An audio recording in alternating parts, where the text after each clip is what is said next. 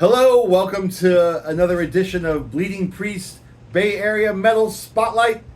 And for this one, I'm covering a band that I really don't know that much about. And to be quite honest, I wasn't really familiar with their music until this morning. I had heard a song here or there, and it didn't really make much of an impression on me. But this record was gifted to me semi-recently, and I put it on this morning because I knew I was going to be shooting videos today. And I was like, yeah, this is a Bay Area band. I'll check it out and see if it's worthy. And holy fucking hell, is it beyond worthy. It's awesome. I listened to it twice today. It's so fucking good. It's Trauma with Scratch and Scream. This is their debut full-length from 1984 on Shrapnel Records. And, the only thing I knew about Trauma all these years was, the same thing most people know about them, is that this is the band Cliff Burton was in before he joined Metallica. He's not on this record, though. He's only on their first demo, I believe.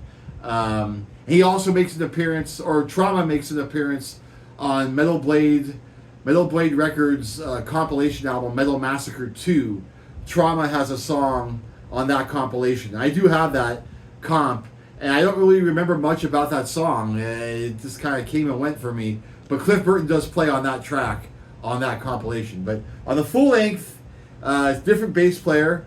But, it's kind of lame to say this, but I wasn't expecting much when I put this on, because really I've never heard anyone ever talk about Trauma the band, or Trauma like their music, or anything like that. It's always just Cliff Burton was in that band, and that's it.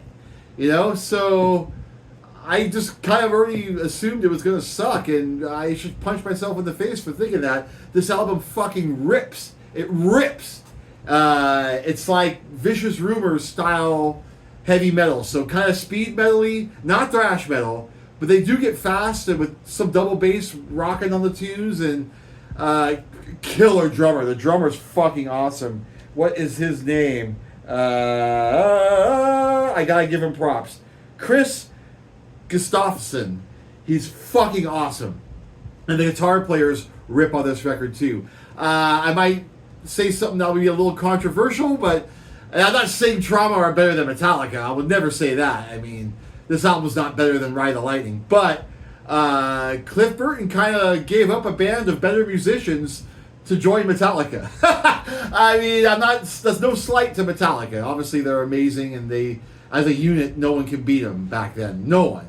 But as far as individual musicians, I think Trauma has them beat. The drummer's killer, the guitar players are killer, the vocalist, holy shit. That dude sings his ass off. Kind of Halford-style vocals, falsetto, higher register stuff.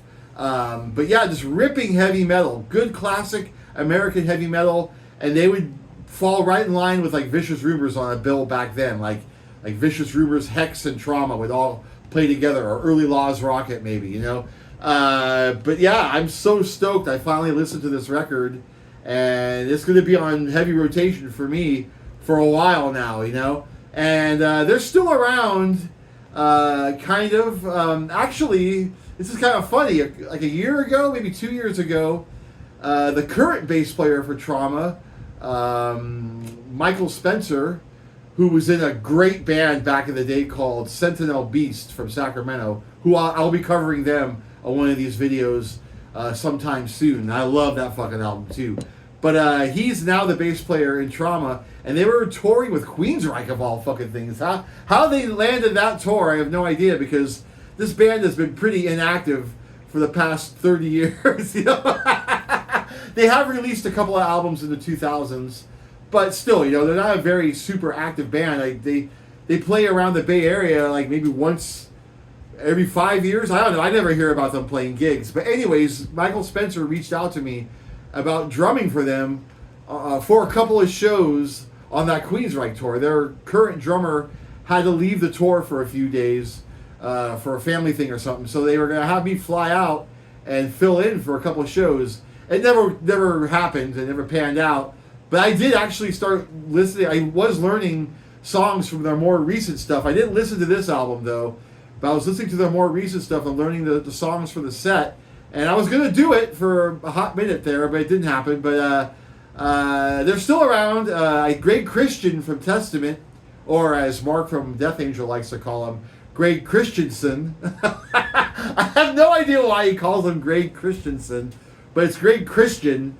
He played bass for Trauma for a little while in like 2020 or something. Or for a few years, he was in the band as well. So, yeah, they're still around. You might get, if you're lucky enough to see them live, check them out. I've never seen them. So next time I hear of them playing in California, I will travel to see this band. And maybe even on a festival. They play festivals in Europe sometimes, so hopefully I'll be on the same festival. I predict that Nefarious will play the type of festival that Trauma would play. So, yeah, hopefully I'll see them someday soon. And if you're not familiar with them, you should check them out. And if you're a Metallica fan, I mean, these guys don't sound anything like Metallica, but there is the obvious connection. You should check them out too. So this is a kick-ass album. I'm so stoked that it's now a part of my collection and a part of my spinning rituals, if you will. So, Trauma. See you next time.